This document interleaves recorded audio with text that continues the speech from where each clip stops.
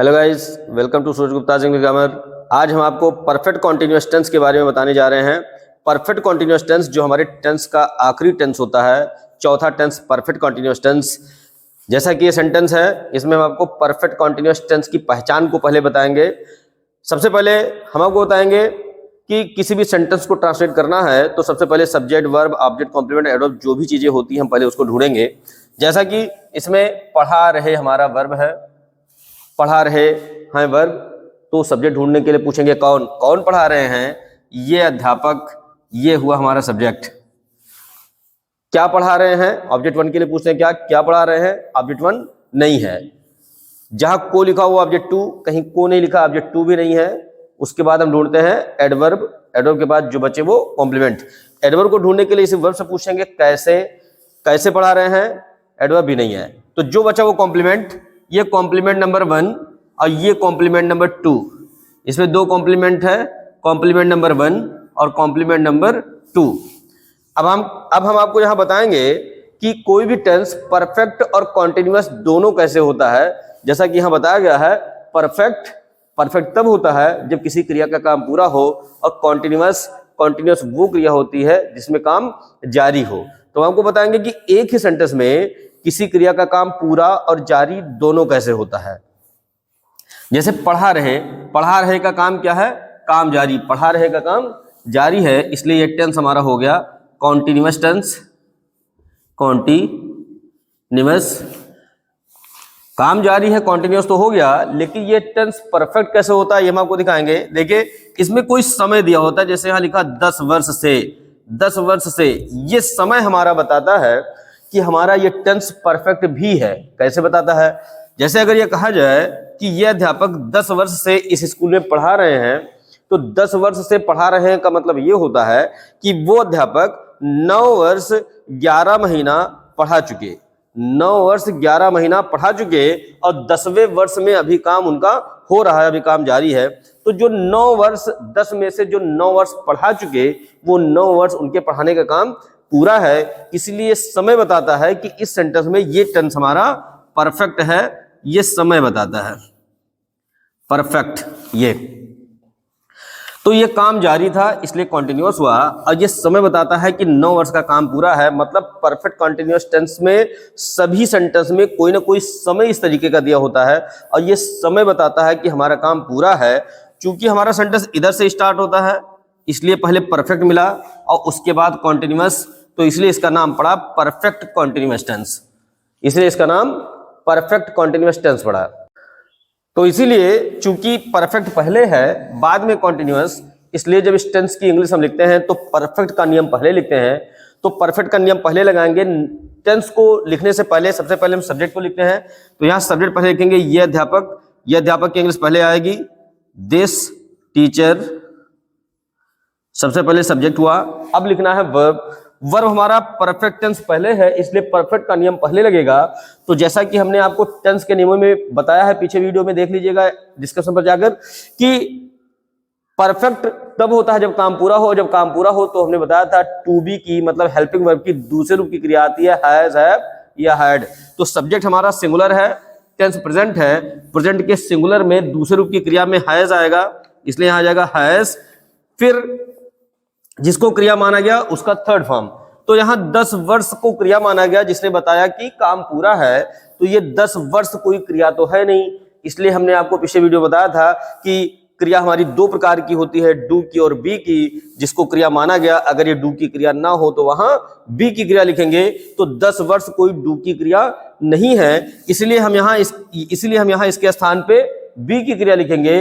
तो काम पूरा है परफेक्ट, तो बी का थर्ड फॉर्म आएगा, और बी की क्रिया का थर्ड फॉर्म बीन होता है, इसलिए यहां हैज के साथ हमेशा बीन आता है। हैज, बीन, ये दोनों मिला के हमारा परफेक्ट हुआ परफेक्ट। अब हमको कॉन्टिन्यूअस लगाना है, कॉन्टिन्यूअस में काम जारी होता है, तो उसका थर्ड फॉर्म लिखते हैं। पढ़ाने की इंग्लिश टीच, और इसका काम जारी है तो आईएनजी लगा देंगे, टीचिंग। तो हैज बीन परफेक्ट था, इसलिए दूसरे रूप की क्रिया हैज के साथ इसका थर्ड फॉर्म, ये डू की क्रिया नहीं थी इसलिए बी की क्रिया का थर्ड फॉर्म बीन आएगा। यहाँ काम जारी है तो इंग फॉर्म, तो ये दोनों मिला के हमारा हो गया परफेक्ट कॉन्टिन्यूअस टेंस एक ही में। इसके अलावा बचा क्या, ये दो कॉम्प्लीमेंट बचे। अब कॉम्प्लीमेंट की इंग्लिश लिखनी है, हम चाहे इस कॉम्प्लीमेंट की इंग्लिश पहले लिखें, चाहे इस कॉम्प्लीमेंट की इंग्लिश पहले लिखें, किसी को भी हम पहले लिख सकते हैं। अगर इसको पहले लिखते हैं तो यहाँ से एक प्रीपोजिशन है और प्रीपोजिशन की इंग्लिश पहले लिखी जाती है, बताया गया था। तो से शब्द की यहाँ दो इंग्लिश होगी, सिंस और फॉर। से शब्द की दो इंग्लिश, सिंस और फॉर। तो कहाँ सिंस लगाते हैं, कहाँ फॉर लगाते हैं, इस बात को बहुत ध्यान से सुनिए। जो समय यहां दिया गया है, इस समय को हम देखेंगे वो समय काउंटेबल है या अनकाउंटेबल। समय काउंटेबल है या अनकाउंटेबल। अगर ये समय काउंटेबल है तो फॉर आएगा, अगर समय अनकाउंटेबल है तो सिंस आएगा। सिंस फॉर में से समय काउंटेबल तो फॉर, समय अनकाउंटेबल तो सिंस। ऐसा नहीं कि निश्चित और अनिश्चित, निश्चित है तो सिंस, अनिश्चित है तो फॉर। ये हम नहीं बताएंगे, क्यों? क्योंकि इसमें बच्चे पहचानने में गलतियां कर देते हैं कि ये समय हमारा निश्चित है या अनिश्चित। तो काउंटेबल या अनकाउंटेबल में गलतियां नहीं होती, इसलिए काउंटेबल अनकाउंटेबल को जानिए। 10 वर्ष, 10 वर्ष काउंटेबल है या अनकाउंटेबल? 10 को गिन सकते हैं, 10 गिन सकते हैं, इसलिए वो काउंटेबल है, इसलिए आप फॉर आएगा। काउंटेबल समय के साथ आएगा फॉर। उसके बाद 10 का 10, वर्ष का ईयर, 10 है इसलिए ईयर्स हो जाएगा। For 10 years. अब ये कॉम्प्लीमेंट है, इसमें मे प्रीपोजिशन पहले आएगा, मे की इंग्लिश इन, फिर आएगा इसका, इस शब्द की दिस, उसके बाद आएगा स्कूल। ये तो इस तरह हमारा परफेक्ट कॉन्टिन्यूअस टेंस के नियम कंप्लीट होते हैं। तो याद रखिए, ये समय बताता है कि 10 में से 9 मतलब कोई ना कोई समय दिया रहेगा, उसमें कुछ ना कुछ समय का काम हमारा पूरा होगा, इसलिए परफेक्ट फिर कंटिन्यूअस। परफेक्ट पहले है इसलिए दूसरे रूप की क्रिया के साथ इसका थर्ड फॉर्म, फिर कॉन्टिन्यूअस में आईएनजी। तो ये होता है परफेक्ट कंटिन्यूअस टेंस। यहां हमने आपको प्रेजेंट के बारे में बताया। अगर टेंस पास्ट हो जाए, मीन्स यहां है के स्थान पे था लिखा हो, था, तब भी रूल वही लगेगा कि सबसे पहले सब्जेक्ट लिखेंगे। जब वर्ब लिखेंगे तो यहाँ हैज के स्थान पर उसका सेकंड फॉर्म था लिखा है तो सेकंड फॉर्म हैड हो जाएगा, हैड। और बाकी सारी वही चीजें, बीन मतलब पहले सब्जेक्ट है this teacher, this teacher had been, था लिखा हो तो इसका सेकंड फॉर्म हैड बीन, और बाकी सारी वही चीजें रहेंगी। इसका काम जारी है तो टीचिंग।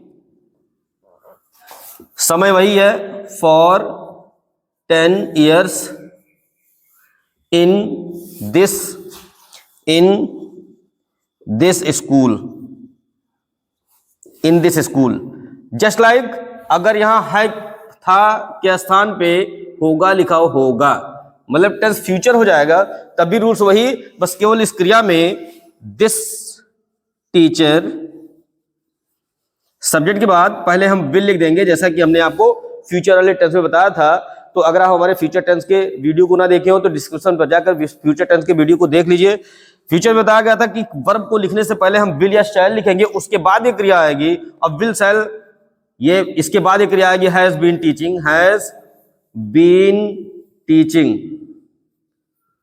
लेकिन ये विल कहता है कि मेरे बाद ये जो क्रिया आएगी वो मुख्य क्रिया होनी चाहिए, इसलिए हैज के स्थान पर हैज की मुख्य क्रिया हैव लिखी जाएगी। This teacher will have been teaching, बाकी कॉम्प्लीमेंट हम लिख देंगे फॉर 10 years। फिर दूसरा कॉम्प्लीमेंट है इन दिस स्कूल। तो इस तरह आपके ये present perfect continuous tense, past perfect में had been teaching, future perfect में विल हैव बीन टीचिंग। तो इसी तरह परफेक्ट के सारे सेंटेंस को हम पहचान कर इंग्लिश बना सकते हैं बहुत ही आसान तरीके से। कोई फार्मूला, कोई नियम रटने की जरूरत नहीं है।